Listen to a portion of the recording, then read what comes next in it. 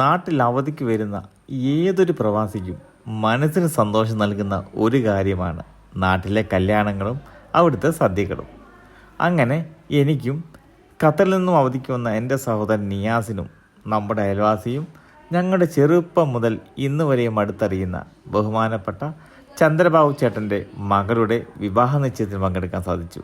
അതെ, 2 തട്ടിൽ നിൽക്കുന്ന പപ്പടവും ഞാലിപ്പൂവും പഴവും അടപ്രഥമനും പാലടയും എല്ലാം കൂട്ടിയുള്ള ആ ഊണുണ്ടല്ലോ, വളരെ നാളായി നാട്ടിൽ വന്നിട്ട് ഇങ്ങനെ ഒരു കല്യാണ സദ്യ കഴിച്ചിട്ട്.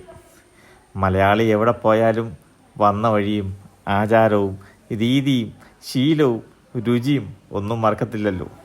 അതെ, വിവാഹം കഴിക്കാൻ പോകുന്ന വധുവിനും വരനും എല്ലാവിധ ആശംസകളും നൈസ് ടോക്സ് നേരുന്നു.